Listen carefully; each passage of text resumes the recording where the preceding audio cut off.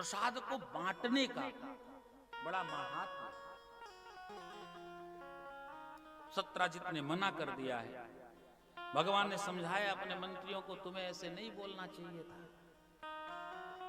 सत्राजित वहां से चला गया और अपने छोटे भाई प्रसेनजित से कहता है, सुनो, जिसके पास जितने धन होता है जितना उतना ही लालची होता है। बोले क्या हुआ?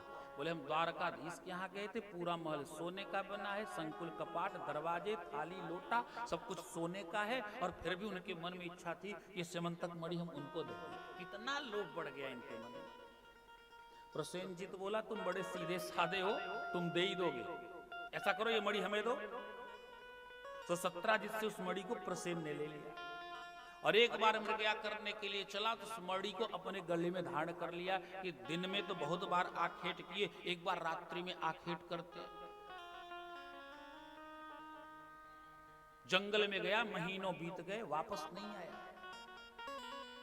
जब वापस नहीं आया तो सत्राजित एक बार अपनी पत्नी से अपने अंतःपुर में रात्रि के समय चर्चा करता है, देवी सुनो, एक बात बताते हैं पर किसी से बताना नहीं।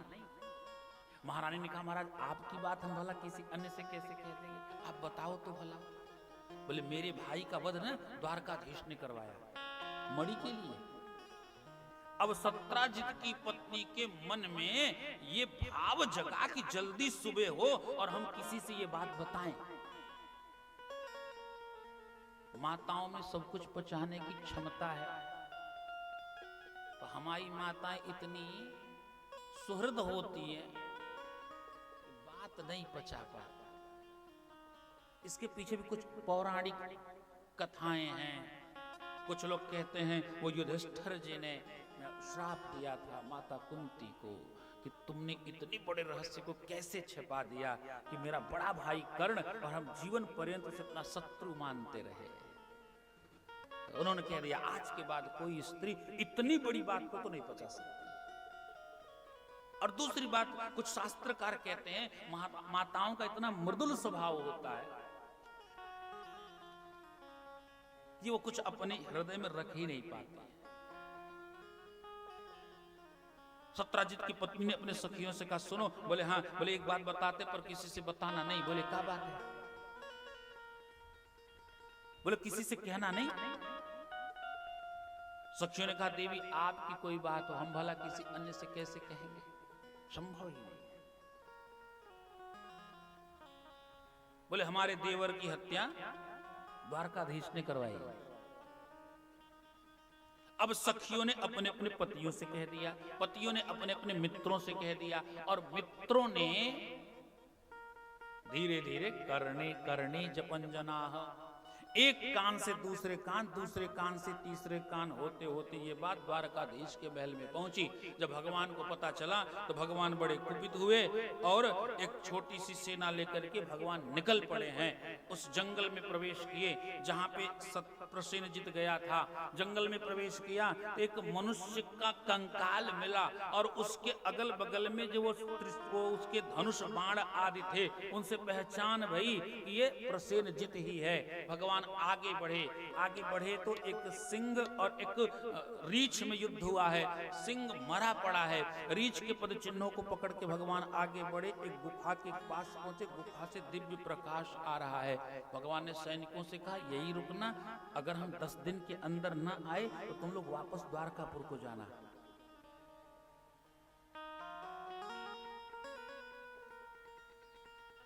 वापस द्वारकापुर को चले जाने। भगवान अंदर गए तो उस मणि को लेकर के एक युवती क्रीड़ा कर रही है।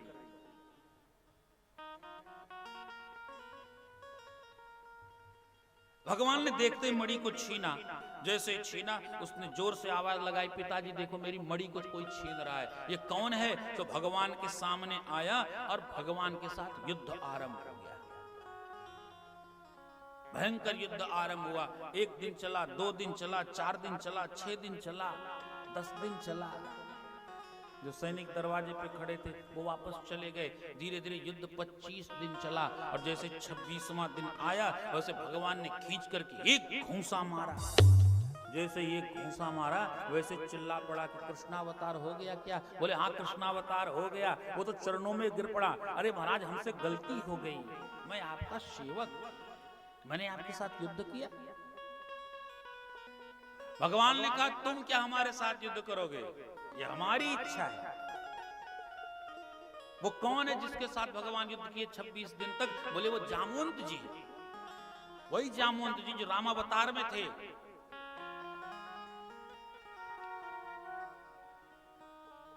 बोले महाराज आपकी इच्छा। भगवान कृष्ण कहते जब राम रावण का युद्ध चल रहा था तो भगवान राम की आजान लंबित भुजाओं को देख करके जामवंत जी के मन में ये इच्छा जगी, अगर ये आजान लंबित भुजाएं हमें मिल जाती तो हम भी देख लेते हैं हमारे पास कितनी शक्ति बची हुई है। जामवंत जी कोई साधारण रीछ नहीं है, साक्षात ब्रह्मा के पुत्र, और कितनी शक्ति जामवंत जी में है। जब सीता अन्वेषण करने के लिए रीछों की टीम निकली, बंदर सहित चले सब, जब पता चल गया संपाति के द्वारा कि समुद्र के उस पार माता जानकी जी हैं, तो जामवंत जी से हनुमान जी ने कहा जामवंत मैं पूछूं तो ही उचित सिखामन दीजहु मोहि। वो भगवान श्री हनुमान जी जो ज्ञानी नामक अग्रगण्यम हैं, जो ज्ञानियों में सबसे अग्रगण्य हैं, उन्होंने किससे सलाह मांगी? जामवंत जी से। जामवंत जी कहते हैं रुको अभी थोड़ी देर बाद बताते हैं क्या करना है। तो जामवंत जी सब बानरों से पूछने लगे भैया तू कितनी दूर जा सकता है? कोई कहता हम 10 योजन जाएंगे, कोई कहता हम 20 योजन जाएंगे, कोई कहता हम 25 योजन जाएंगे, कोई कहता हम 30 योजन जाएंगे। जामवंत जी कहते सब फेल हो। एक नौजवान बंदर था, वो तमक करके जामवंत जी से पूछ लिया तो तुम ही बता दो तुम कितनी दूर जा सकते हो। जामवंत जी कहते मुझसे पूछते हो? बोले हाँ। बोले अब तो मैं बूढ़ा हो गया, लेकिन हाँ सुनो, जब भगवान का वामनावतार हुआ था और जब भगवान ने 2 पग में त्रैलोक्य को नाप लिया था, राजा बलि की संपत्ति को, जब भगवान ने वैराजस स्वरूप धारण किया था, बलि बांधत प्रभु बाढ़ेहु, बलि बांधत प्रभु बाढ़ेहु, बलि बांधत प्रभु बाढ़ेहु, बलि बांधत प्रभु बाढ़ेहु। सो तनु बर दिन जाए, सो तनु बर दिन जाए। उभय घरी महदीनी, उभय घरी महदीनी, उभय घरी महदीनी, उभय घरी महदीनी।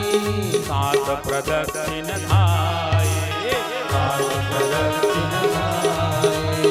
बलि बांधत प्रभु बाढ़ेहु, बलि बांधत प्रभु बाढ़ेहु। जामवंत जी कहते हैं जब भगवान बलि को बांधने के लिए वैराजस स्वरूप धारण किए तो उभय घड़ी महदीन 7 प्रदक्षिण धाय। उसमें 2 घड़ी में मैंने भगवान के इस वैराजस स्वरूप की 7 प्रदक्षिणा की थी। अब तुम समझ सकते हो हम कितनी दूर जा सकते, कितनी दूर से आ सकते। ऐसे जामवंत भगवान के साथ युद्ध किए। भगवान ने मणि ली और भगवान मणि लेकर के चल दिए। जब भगवान मणि लेके चल दिए तो जामवंत जी कहते महाराज ऐसा न करो। बोले क्या हुआ? बोले मणि को आप लेके जाओगे तो हमें तो नरकलोक में जाना पड़ेगा। भगवान ने कहा भैया तू नरकलोक में जाए या स्वर्गलोक में जाए, हमें झूठा कलंक लगा है और झूठे कलंक को मिटाना है। ये झूठा कलंक क्यों लगा? क्योंकि भगवान कृष्ण ने कदाचित कभी किसी समय वो कलंकित चंद्रमा का दर्शन कर लिया था। अगर कोई भूलवश उस तिथि को इस कलंकित चंद्रमा का दर्शन कर ले तो उसे स्यमंतक मणि की कथा सुननी चाहिए, ऐसा भागवत जी में लिखा हुआ। और स्यमंतक मणि की जब कथा सुन लेता है उसे झूठा कलंक नहीं लगता है। भगवान ने कहा भैया तू स्वर्ग जा या नरक जा, पर झूठा कलंक मिटाना है, इसलिए मणि तो हमें चाहिए। जामवंत जी ने कहा हमारा बीच का कोई रास्ता निकाल ले। भगवान ने कहा भैया मणि चाहिए, जो रास्ता निकालना हो तुम निकालो। जामवंत जी ने कहा मेरी पुत्री है, युवती है, सुकुमारी है, रूपवती, विद्यावती, विनयवती, गुणवती, ऐश्वर्यवती है, अगर आप कहो तो मैं अपनी पुत्री का विवाह आपके साथ कर दूं। भगवान ने कहा एवमस्तु। तो भगवान जाम्बवती जी को लेके आए और साथ में भगवान ने को जामवंत जी ने मणि का दान कर दिया है। भगवान उस मणि को लेके आए, भगवान का द्वितीय विवाह संपन्न हुआ जाम्बवती जी के साथ। मणि को भिजवा दिया सत्राजित के पास। सत्राजित बहुत लज्जित हुआ और अपनी पुत्री सत्यभामा का विवाह भगवान कृष्ण के साथ संपन्न किया। ये भगवान का तृतीय विवाह है। जब सत्यभामा जी का विवाह हुआ और भगवान सत्यभामा जी को लेके चले तो सत्राजित सामने आया उस मणि को लेके। भगवान ने पूछा क्या बात है? बोले महाराज इस मणि को ग्रहण करो। भगवान ने कहा क्यों, हम इस मणि को नहीं लेंगे। सत्राजित बोला महाराज मैंने पहले ही संकल्प किया था कि जब अपनी पुत्री का विवाह करूंगा तो ये मणि ही मैं दहेज में दूंगा। भगवान ने कहा देखो भाई मणि तो हम नहीं रख सकते। बोले तो महाराज हमारे संकल्प की पूर्ति कैसे होगी? भगवान ने कहा मणि तुम रखोगे, पूजा तुम करोगे और जो 2 कुंतल सोना निकलता है वो द्वारकापुर आएगा। सत्राजित ने कहा महाराज स्वीकार है। तो सत्यभामा जी आ गई। ये भगवान का तृतीय विवाह है। एक बार भगवान पांडवों से मिलने के लिए गए। एकदा पांडवान् द्रष्टुम प्रतीतान् पुरुषोत्तम इंद्रप्रस्थं गतः श्रीमान् योधानादिभिर्वृतः। एक बार भगवान पांडवों से मिलने के लिए आए, इंद्रप्रस्थ आए। सायंकाल की बेला थी। उस सायंकाल की बेला में भगवान यमुना के किनारे घूमने के लिए चले गए। वहां एक युवती तप कर रही हैं। भगवान ने अर्जुन से कहा जाके देवी से पूछो। अर्जुन जाके पूछा देवी आप कौन हो और आप तप क्यों कर रही हो? उस देवी ने कहा हे धनुर्धारी अर्जुन, अहम देवस्य सवितुर दुहितापतिमिच्छति विष्णुं वरेण्यं वरदं तपः परममास्थितः। मैं सूर्य की पुत्री हूं, मेरा नाम कालिंदी है और मैं भगवान कृष्ण को पति रूप में चाहती हूं, इसलिए मैं तप कर रही हूं। अर्जुन आया, बोला महाराज। बोले हाँ। बोले आप ही की आवश्यकता है। तो भगवान ने जाके कालिंदी के साथ चतुर्थ विवाह संपन्न किया है। बिंदानुबिंद नाम के 2 भाई थे, उनकी बहन थी मित्रविंदा। बिंदानुबिंद दुर्योधन के वशीभूत थे, इसलिए अपनी बहन मित्रविंदा का विवाह दुर्योधन के साथ करना चाहते थे। पर मित्रविंदा भगवान कृष्ण से विवाह करने की इच्छुक थी। जब भगवान को पता चला तो भगवान ने बिंदानुबिंद को पराजित किया और मित्रविंदा जी के साथ भगवान ने पंचम विवाह संपन्न किया है। भगवान का 6वां विवाह नागनिजिति जी के साथ संपन्न हुआ। नागजिन नाम का राजा है, उसने 7 बैलों को एक साथ नाचने की शर्त रखी है। भगवान जाकर के 7 बैलों को नाचते हैं और नागनिजिति जी के साथ भगवान का 6वां विवाह संपन्न हुआ। 7वां विवाह भगवान का लक्ष्मणा जी के साथ होता है और 8वां विवाह श्रुतकीर्ति जी के साथ संपन्न हुआ। इस तरह से ये अष्टपट रानियां बनी। स्वामी सुखदेव जी कहते हैं राजन, उस समय एक असुर हुआ करता था जिसका नाम था भौमासुर। महाराज जी भौमासुर कौन है? स्वामी सुखदेव जी कहते हैं भूमि मैया का पुत्र, पृथ्वी मैया का पुत्र। जो भूमि का पुत्र है उसका नाम भौमासुर है और इसी को लोग नरकासुर भी कह के पुकारते हैं। ये प्राग ज्योतिषपुर में रहा करता था। इसकी नगर की रखवाली एक दैत्य करता था जो सर्प के रूप में रहता था और उसके 5 सिर थे। बड़ा आतताई था। जब ये पैदा हुआ तो माता पृथ्वी ने भगवान विष्णु से हाथ जोड़ करके निवेदन किया, महाराज सबका वध करना पर मेरे पुत्र का वध मत करना। भगवान ने कहा असुर है तो वध तो करना ही पड़ेगा। पृथ्वी मैया ने कहा दूसरा वरदान दे दो। बोले का तो जब तक हम न कहें तब तक आप वध न करना। भगवान ने कहा ठीक है।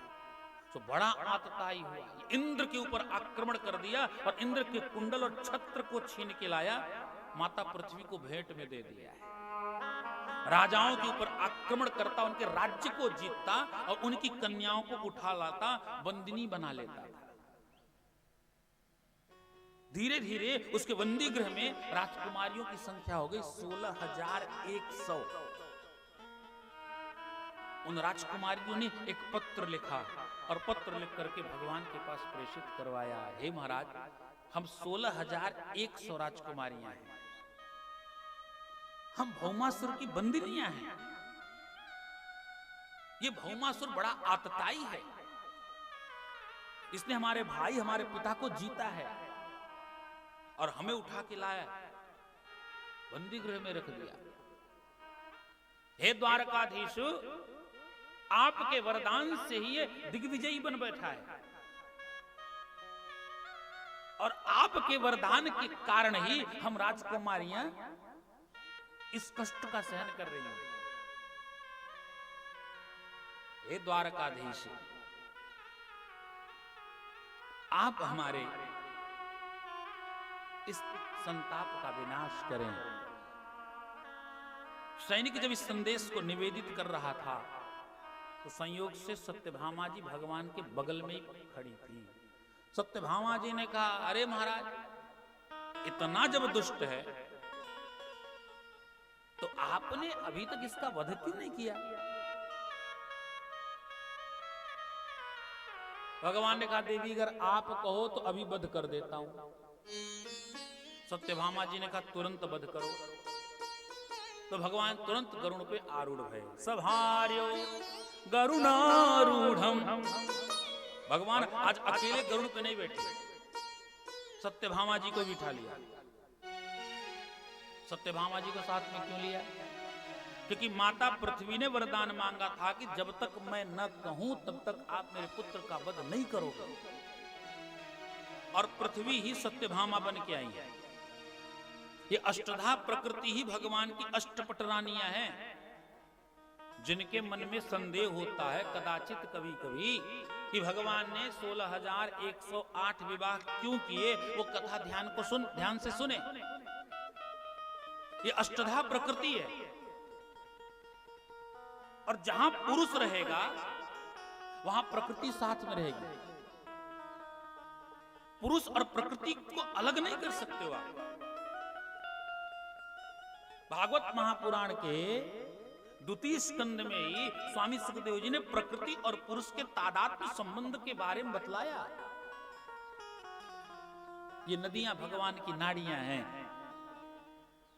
ये पहाड़ भगवान की अस्थियां हैं, ये वृक्ष भगवान की रोमावलियां हैं, ये लताएं भगवान के केस हैं। इस प्रकृति में ही पुरुष समाहित है। तो भगवान जब कृष्ण बन करके आए ना, तो अष्टधा प्रकृति भूमिरापो नलो वायु खम मनो बुद्धिरेव च अहंकारम इति यं मे भिन्ना प्रकृतिरष्टधा। अष्टधा प्रकृति अष्टपटरानी बन के आई है। भूमि तत्व ही सत्यभामा। सत्यभामा जी को लेके पहुंचे भगवान सुदर्शन चक्र के द्वारा। वो जो दैत्य था, मुर नामक दैत्य, जो प्राग ज्योतिषपुर की रखवाली करता था, भगवान इसके 5 सिरों को काट दिया है। मुर नामक दैत्य का वध करने के कारण भगवान का नाम पड़ा मुरारी। बोल मुरारी भगवान की जय। मूर्धन अरिह, जो मुर नामक दैत्य का अरि है, शत्रु है, उसका नाम हुआ मुरारी।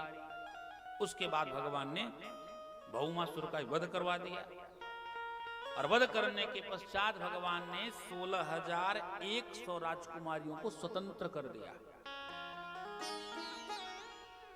उन्हें दिव्य स्नान कराए गए, उबटन लगाए गए, बढ़िया बढ़िया वस्त्र पहनाए गए, आभूषणों से सुसज्जित करवा दिया गया है। और भगवान ने कहा जो राजकुमारी जिस राज्य की है उस राजकुमारी को उसी राज्य में भेज दिया जाए, उसके पिताजी के पास, उनके भाइयों के पास विदा कर दिया जाए। 16,100 पालकी का निर्माण हुआ, 16,100 राजकुमारियों को सजाया धजाया गया। जिन लोगों के मन में आता है ना संदेह, भगवान ने क्यों विवाह किए 16,001 से,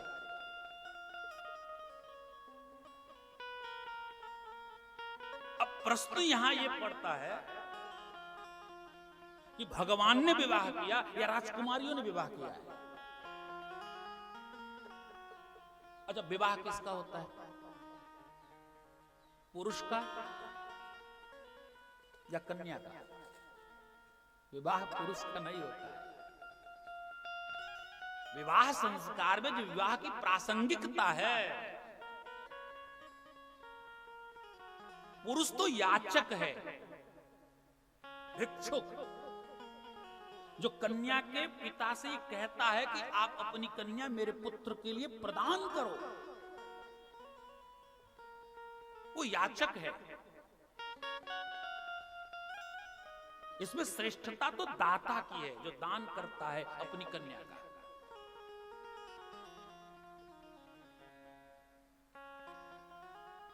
कथा सबको विदित होगी, जब महाराज काशी नरेश की तीनों पुत्रियों का हरण किया भीष्म पितामह जी ने, अंबा, अंबिका और अंबालिका।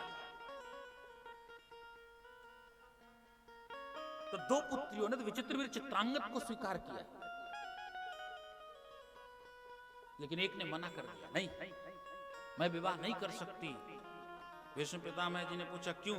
बोले क्योंकि मैंने पहले शिशुपाल को अपने मन में वर्ण कर लिया था। भीष्म पितामह जी कहते हैं कि तू रुको थोड़ी देर के लिए, मैं तुम्हारी जाने की व्यवस्था करता हूं, दिव्य रथ सजाता हूं और दिव्य रथ पे बिठा करके तो विदा करता हूं। उस समय उसने यही शब्द कहे थे कि विवाह में पुरुष याचक होता है, विवाह कन्या का होता है, और जो याचक बन के आवे उसी के घर में कन्या को जाना चाहिए। इसलिए मैं उसके घर में नहीं जा सकती, उसकी इच्छा होगी तो वो मेरे पास आवे, लेकिन अब मैं उनके घर में भी नहीं जाऊंगा। विवाह पुरुष का नहीं होता है, विवाह कन्या का होता है। इसलिए पुरुष के शरीर में किसी भी प्रकार के वैवाहिक चिन्ह नहीं होते। विवाह पद्धति आदि को उठाओ,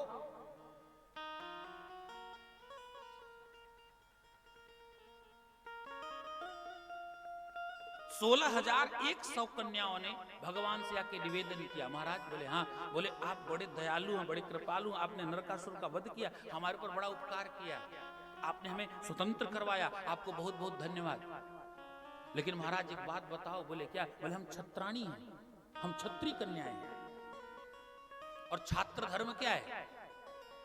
छात्र धर्म यह है कि जो क्षत्रिय युद्ध में जिस वस्तु को एक बार हार जाता है वो दोबारा उसे कभी स्वीकार नहीं करता।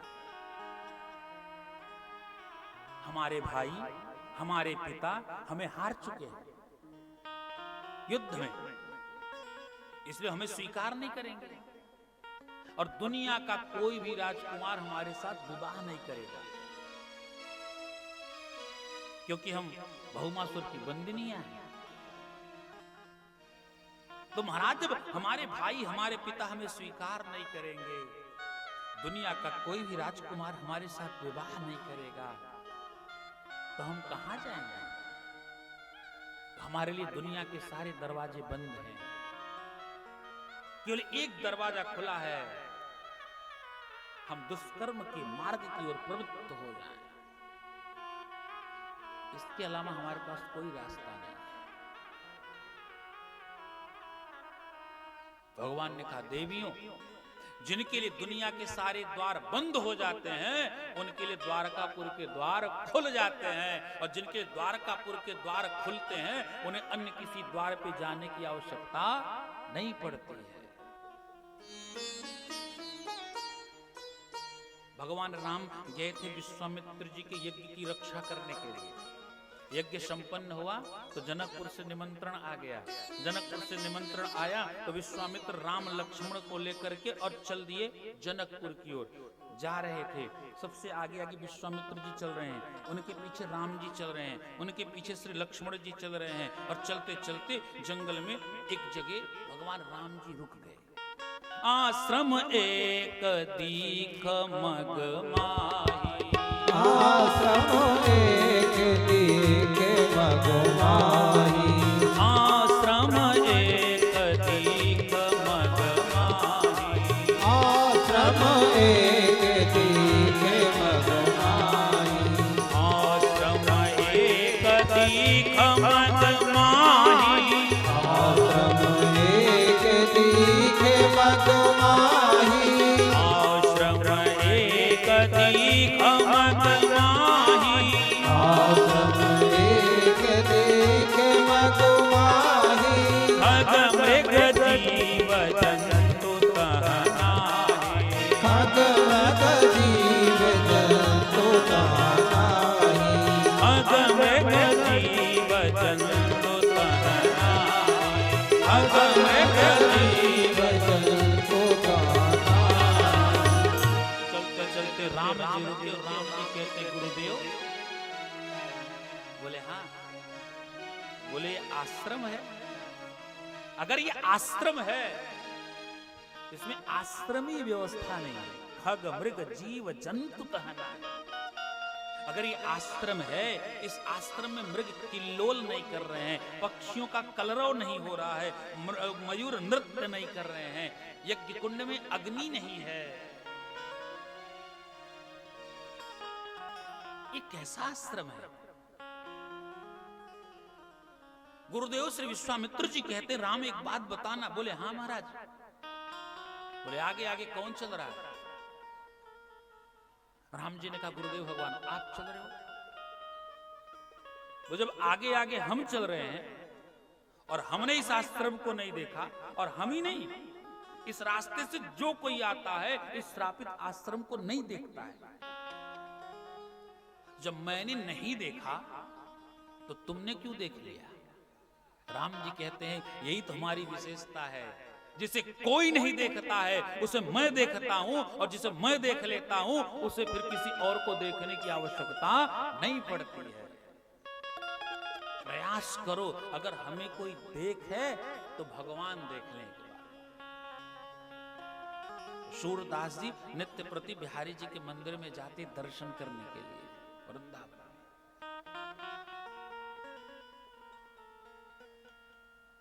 एक बार सूरदास जी बिहारी जी का दर्शन करने के लिए गए। एक छोटे से बालक ने पूछ लिया, सूरदास जी? बोले हाँ जी। तो तू काय को आयो? बोले काय हम ना आ सके? उस छोटे से बच्चे ने कहा जब तुम्हारी आंखें ना आए तो तुम का देखोगे? सूरदास जी कहते हैं हम देखने नहीं आए। बोले फिर? बोले हम अपने आप को दिखाने आए हैं। अगर ये बांके बिहारी जी हमें देख लेंगे तो फिर अन्य किसी को न देखने और न दिखाने की जरूरत पड़ेगी। भगवान कहते हैं जिसे मैं देख लेता हूं तो उसे किसी अन्य को देखने की आवश्यकता नहीं पड़ती। भगवान कृष्ण कहते हैं जिनके लिए दुनिया के सारे द्वार बंद हो जाते हैं उनके लिए द्वारकापुर के द्वार खुल जाते हैं। और भगवान 16,100 राजकुमारियों को लाए। लाने के बाद भगवान ने 16,100 विवाह मंडप बनवाए, और एक ही मुहूर्त में भगवान ने 16,100 राजकुमारियों के साथ विवाह संपन्न किया। जिन राजकुमारियों के पास कोई रास्ता नहीं था, जिन राजकुमारियों को उनके भाई उनके पिता उन्हें स्वीकार करने को नहीं तैयार थे, जिन राजकुमारियों के साथ कोई राजकुमार विवाह करने के लिए तैयार नहीं था। क्यों? क्योंकि ये बंदिनियां हैं। अगर उन राजकुमारियों के साथ भगवान ने विवाह करके और उनके स्त्रीत्व को सफल कर दिया तो यहाँ भगवान की लीला में दोष का दर्शन लोग कैसे करते हैं? जिन्हें कोई स्वीकार नहीं कर रहा था, उनको किसने स्वीकार किया? हमारे द्वारकाधीश ने। बोलो द्वारिकाधीश भगवान की जय। भगवान के विवाह की संख्या हो गई 16,108। अब प्रत्येक रानी से 10-10 पुत्र रत्न की प्राप्ति भई। 16,108 गुणित 10 बराबर 1,61,080। ये भगवान के पुत्रों की संख्या है। बड़ा लंबा हुआ ये देखो। 16,108 रानियां हैं, 7 माताएं हैं, 1,61,000 पुत्र हैं, पौत्र भी हो गए अब तो। लेकिन भगवान अब भी नित्य प्रति निरंतर वृंदावन की याद करते और श्री किशोरी जी की याद करते। भगवान अब तक राधा रानी को नहीं भूल पाए। एक बार रुक्मिणी जी ने पूछा, महाराज आप यहाँ रहते हो द्वारकापुर में, आप बहुत पहले चले आए वृंदावन से, फिर भी आप श्री किशोरी जी को क्यों नहीं भूलते?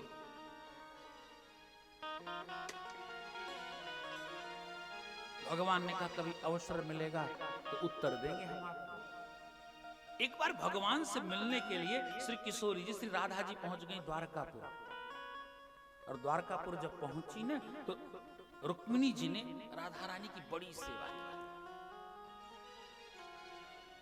भगवान कृष्ण ने कहा सुनो देवी। बोले हाँ। बोले राधा रानी की सेवा करना तो एक सावधानी रखना, दूध गर्म मत देना। बोले ठीक है महाराज। रुक्मिणी जी दूध लेके गई, दूध थोड़ा गर्म था। राधा रानी ने मना कर दिया, ये दूध बहुत गर्म है। अरे नहीं, बिल्कुल ठीक हो गया है, अब आप इसको पी सकती हो। किशोरी जी ने मना किया पर नहीं मानी रुक्मिणी जी, और राधा रानी ने दूध पी लिए। राधा रानी को दूध पिला के शयन करा के जब रुक्मिणी जी अपने महल में आई, भगवान के चरणों की सेवा करने के लिए बैठी, और जैसे भगवान के तलवे का स्पर्श किया तो भगवान के पाद तल में छाले पड़े। रुक्मिणी जी ने पूछा महाराज ये आपके पैरों में छाले कहां से पड़ गए? भगवान कृष्ण कहते हैं तुमने राधा रानी को गर्म दूध क्यों पिला दिया है? दूध पीती हैं श्री किशोरी जी, छाले आपके पर्ग में क्यों पड़ गए? भगवान कृष्ण कहते हैं क्योंकि मेरे चरणारविंद हमेशा श्री किशोरी जी के हृदय में ही विराजमान रहते हैं, इसलिए गर्म दूध उनके हृदय तक पहुंचा तो उनमें छाले पड़ गए हैं। ऐसी श्री किशोरी जी हमारी हैं। सरस किशोरी बयस की थोरी, रति रस भोरी, की जय कृपा की को। राधे की जय कृपा की को। किशोरी राधे की जय कृपा की को। सरस किशोरी बयस की थोरी, रति रस भोरी, की जय कृपा की को। श्री राधे की जय कृपा की को। की जय कृपा की को।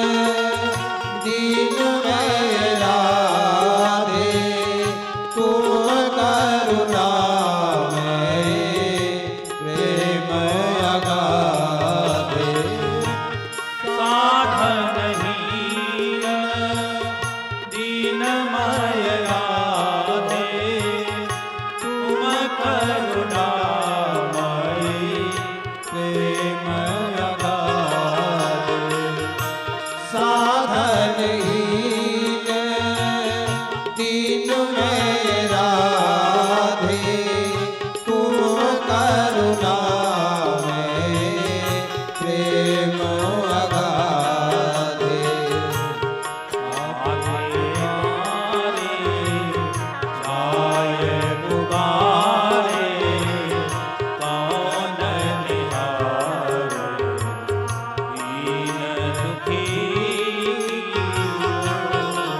हे श्री राधे कीजिए कृपा की कोर किशोरी कीजिए कृपा की कोर परस किशोरी वयस की थोरी रति रस भोरी कीजय कृपा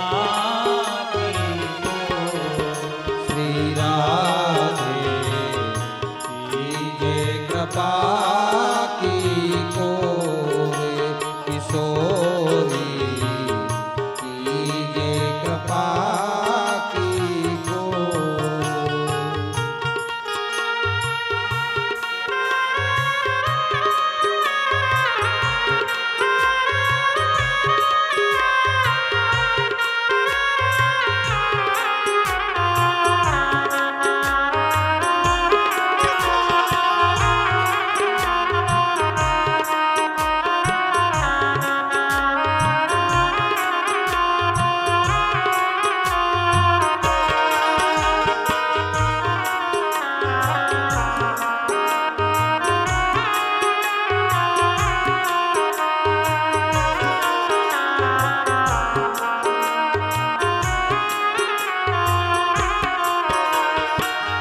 करत अघन मैना नैक अघाऊं भजन करन मैना मन को लगाऊं करत अगन मैना नेक लगाऊं भजन करनो मैना मन को लगाऊं करत अघन मैना नैक अघाऊं भजन करन मैना मन को लगाऊं करत अगनो मैना नेक अघाऊं भजन करनो मैना मन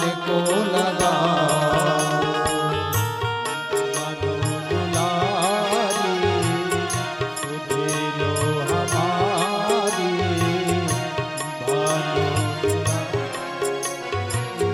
सुधिलो हमारी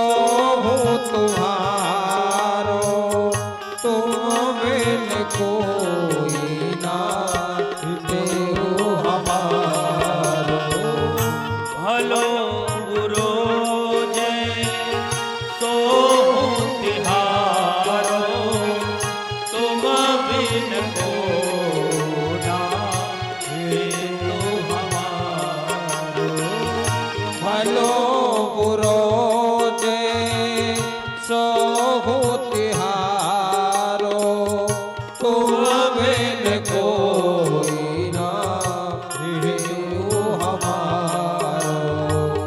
भानु दुलारी सुधि लो हमारी शरण तिहारी। पति तन सिर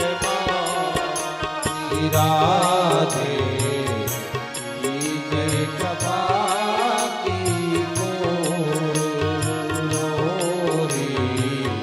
कीजे कृपा की गोरी। सरस किशोरी वयस की थोरी रति रस भोरी। कीजय कृपा की को। श्री राधे कीजे कृपा की गोरी किशोरी, कीजे कृपा की गोरी।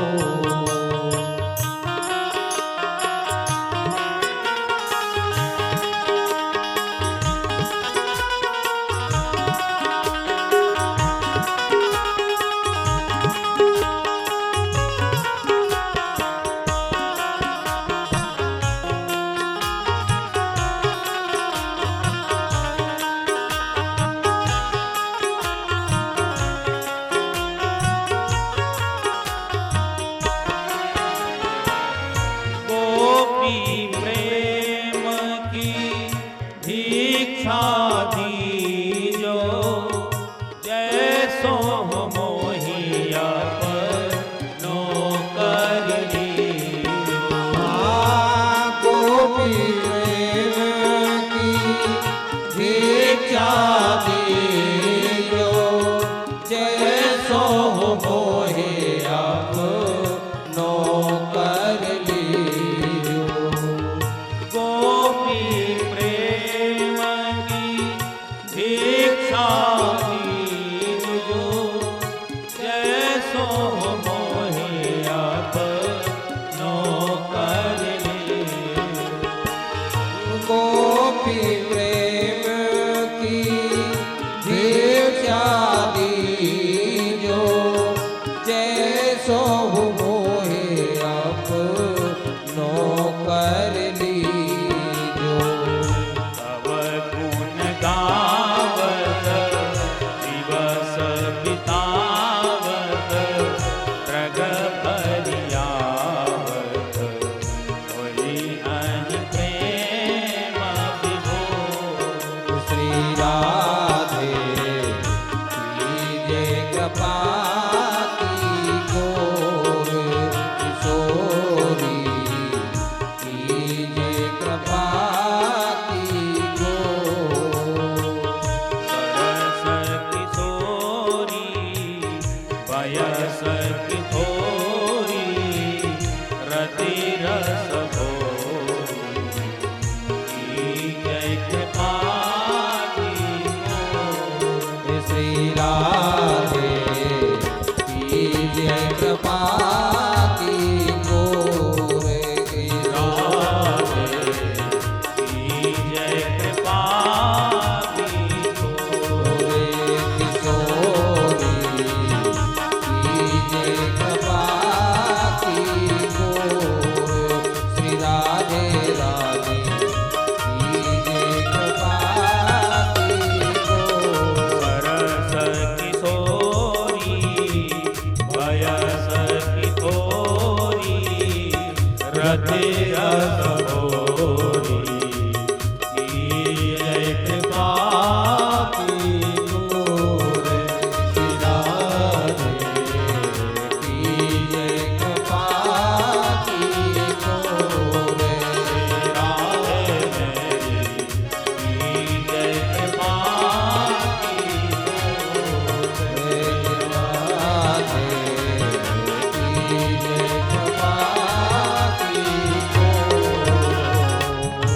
श्री राधे मेरी कीजय कृपा की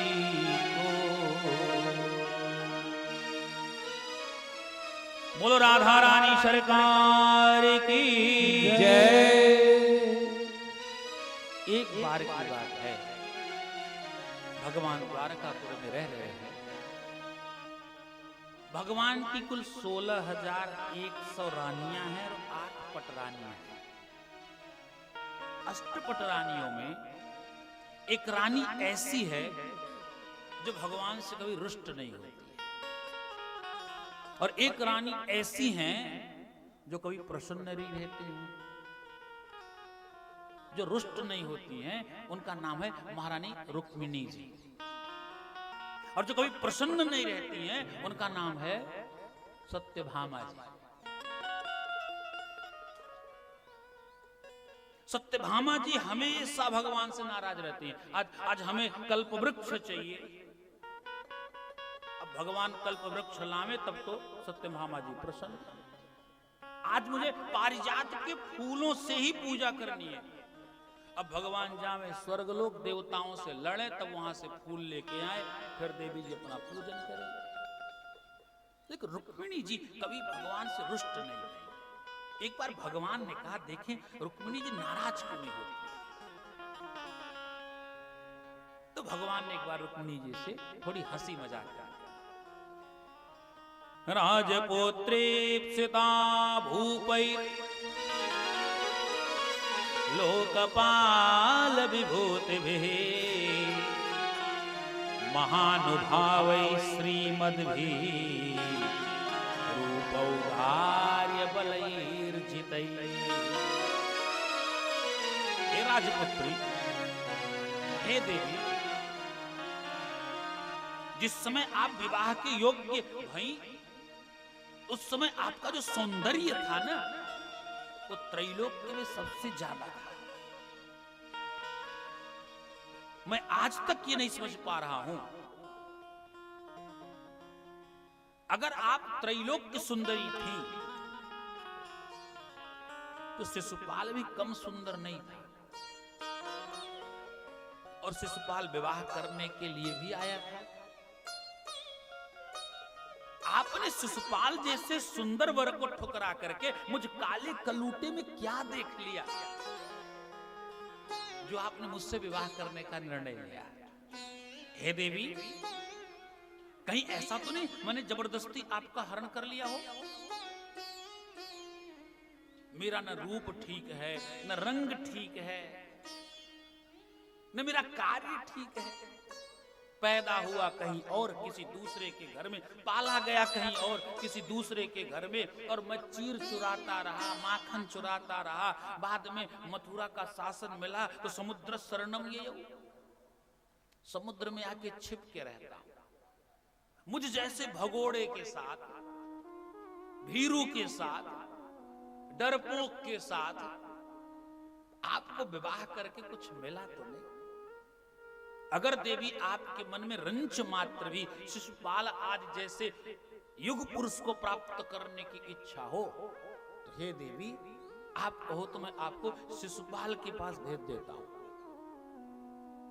और जैसे भगवान ने ये वचन कहे, वैसे ही श्री रुक्मिणी जी को मूर्छा आ गई, और रुक्मिणी जी धाम से गिरी। तब तक भगवान चतुर्भुज मूर्त धारण कर लिए। एक हाथ पे भगवान ने रुक्मिणी जी को संभाला, दूसरे हाथ से पंखा झलने लगे, तीसरे हाथ से भगवान पानी के छींटे मार रहे हैं, और चौथे हाथ से भगवान रुक्मिणी जी के केस संवार रहे हैं। थोड़ी देर बाद रुक्मिणी जी की मूर्छा गई। भगवान ने पूछा, देवी आप मूर्छित क्यों हो गए? रुक्मिणी जी ने कहा, महाराज जो कुछ कहना वो कह लेना। अगर मुझसे कुछ गलती हो गई हो, त्रुटि हो गई हो सेवा करने में, हम अज्ञानी हैं, हम स्त्री जाति की हैं। आप जैसे अनंत अनादि अखंड परमेश्वर की सेवा करना हम स्त्रियों के वश की बात नहीं। अहल्या जी ने भगवान से कहा ना, विनती प्रभु मोरी मैं मति भोरी, नाथन मांगऊ वर आना। विनती प्रभु मोरी मैं मति भोरी। हे महाराज, हम स्त्री जाति में उत्पन्न भई न, इसलिए हम मति भोरी हैं। मति भोरी का मतलब क्या है?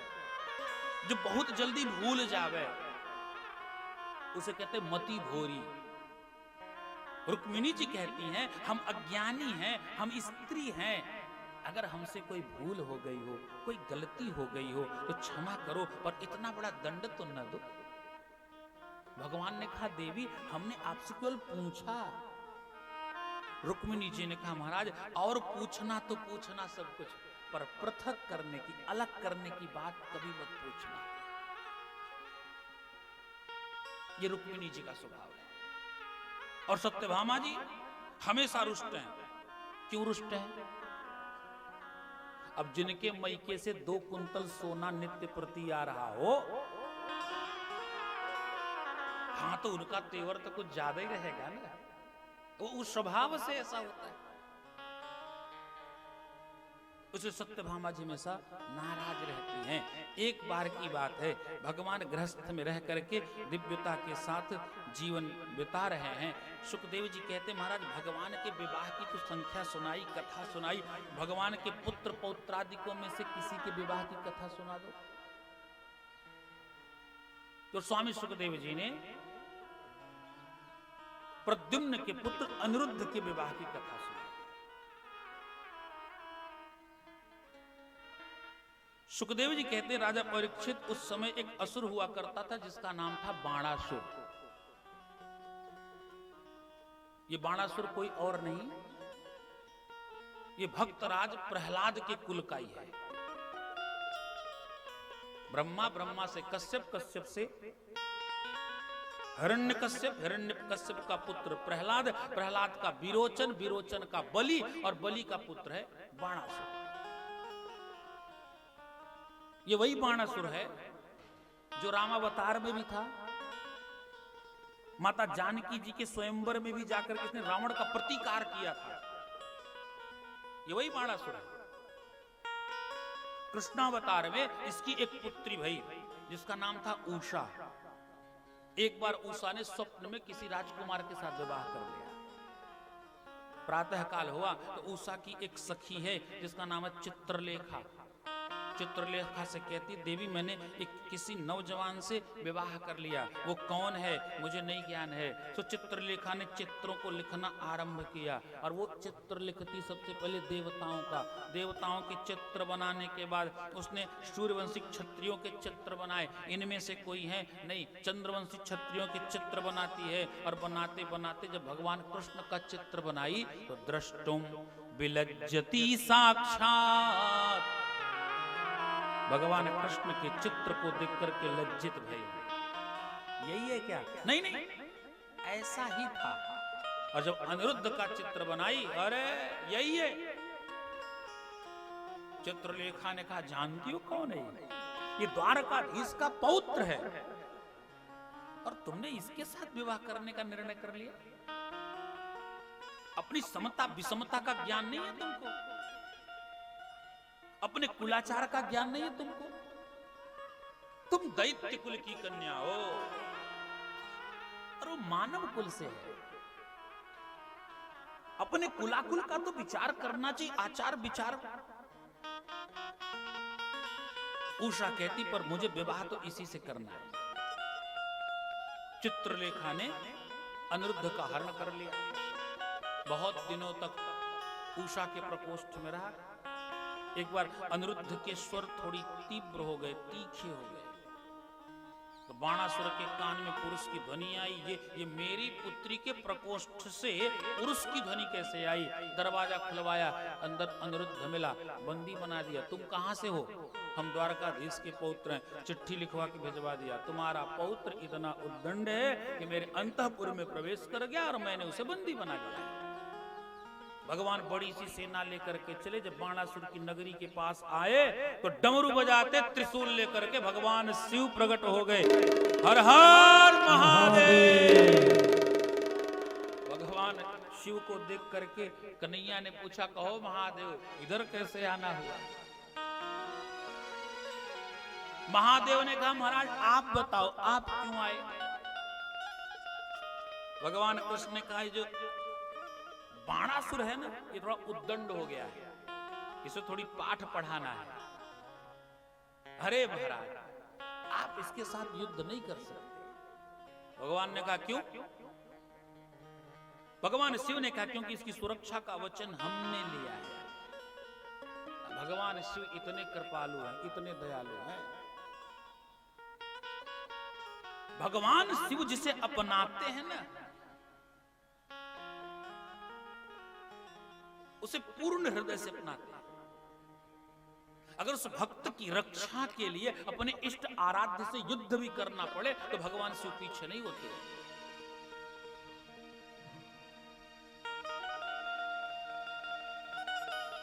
भगवान शिव ने कहा महाराज उससे युद्ध करने के लिए आए तो पहले आपको मुझसे युद्ध करना पड़ेगा। भगवान कृष्ण ने कहा कोई भी सामने आ जाए, हम छोड़ने वाले नहीं इसे। भगवान शिव भगवान कृष्ण का भयंकर युद्ध दक्षिणा। पहले तो छोटे मोटे अस्त्र चले, फिर दिव्यास्त्र चले। दिव्यास्त्रों में से भगवान शिव ने माहेश्वर ज्वर को छोड़ा और भगवान कृष्ण ने वैष्णव ज्वर को छोड़ा। वैष्णव ज्वर ने माहेश्वर ज्वर को व्यथित कर दिया है। तो माहेश्वर ज्वर ने 4 श्लोकों में वैष्णव ज्वर की स्तुति गाई और स्तुति गा करके वो अंतर ध्यान हो गया है। भगवान शिव कहते हैं महाराज अगर युद्ध करना चाहते हो तो युद्ध कर लो, लेकिन इसका वध मत करना। भगवान कृष्ण ने कहा तुम चिंता क्यों करते हो, मैं भी वैसे वध इसका नहीं करने वाला। अवध्योयम, ये वचन तो प्रहलाद ने मुझसे पहले ले लिया था, इसलिए मैं इसका वध नहीं करूंगा। तो भगवान शिव हट गए रास्ते से। भगवान कृष्ण आते हैं और भगवान कृष्ण को देख करके कुपित हुआ बाणासुर, जिसके 500 धनुष एक साथ लेने की क्षमता है। 1000 हाथ थे बाणासुर के। 500 हाथों में धनुष लिया और 500 हाथों में बाण लिया। एक एक हाथ में 2-2 बाण लिए और 1000 सर का अनुसंधान एक साथ किया। भगवान कृष्ण ने अपने सुदर्शन चक्र के द्वारा सहस्त्र बाण को छंद-बिंद कर दिया है और भगवान ने उसके हाथों को तो ऐसे काटना शुरू किया जैसे छोटा सा बच्चा कदली के खंबे को काटता है। बाणासुर की एक धाई मां कोटरा है। उसने देखा ये तो मेरे पुत्र का वध ही कर डालेंगे, सो निर्वस्त्र होकर के भगवान के सामने आ गए। तो भगवान ने आंखें बंद कर लीं और वो अपने कोटरे में फिर से प्रवेश कर गया।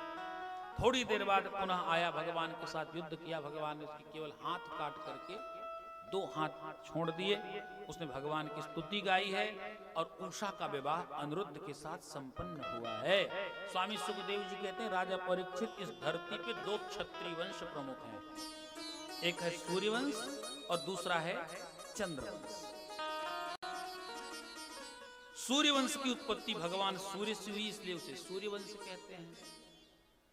ब्रह्मा, ब्रह्मा से मरीचि, मरीचि से कश्यप, कश्यप से विवस्वान सूर्य, यहीं से सूर्यवंश आरंभ होता है।